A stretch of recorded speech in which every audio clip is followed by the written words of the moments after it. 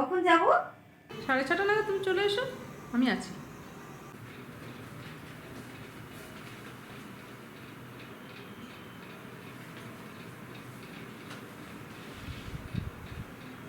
কিছু বলবে?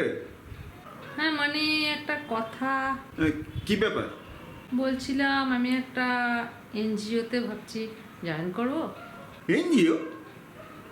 কেন, কি আছে এনজিওতে? তোমার কি অভাব আছে?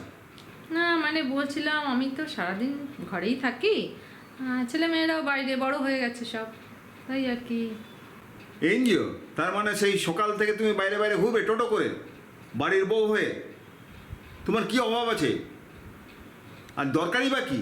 মানে না মানে নিজের একটা কিছু। এগুলো তোমার নিজের না? তোমার কি অভাব আছে? তোমাকে গাড়ি কিনে দিইনি? তুমি যাই শাড়ি চেয়েছো সেই শাড়ি কিনে দিয়েছি, তোমার যাই গয়না দরকার সেই গয়না কিনে দিয়েছি। তোমার অভাব কিসের? কোন জিনিসটা তোমাকে দিইনি?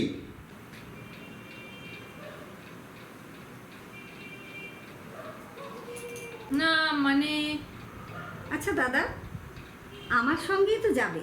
আমিও তো একটা এনজিওতে আছি, সারাদিন ঘরে থাকে বৌদি। আমার সঙ্গে যদি যায় কি আছে অসুবিধা? চলুক না, ওনারও ভালো লাগবে, দিনটা সময়টা কাটবে। না না না, এ হতে পারে না। বাড়ির বউ আবার বাইরে যাবে কি? লোকে কি বলবে? না না। না মানে আমি তো বসেই আছি ঘরে, তো কি অসুবিধে? আমার এক কথা, না মানে না। একটা কথা বলি দাদা, বৌদি সারাদিন বাড়িতে একাই থাকে। আপনি বৌদিকে সব দিয়েছেন, গাড়ি বাড়ি গয়না, কি দেননি? কিন্তু যেটা দেননি সেটা হলো বৌদির আইডেন্টিটি, পরিচয়। মানে কি বলতে চাইছেন? এটা 2026, আপনি সেই মধ্যযুগীয় আমলে পড়ে আছেন। আপনি জানেন না মেয়েরা এখন কত এগিয়ে গেছে?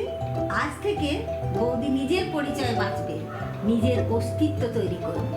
চলো বৌদি।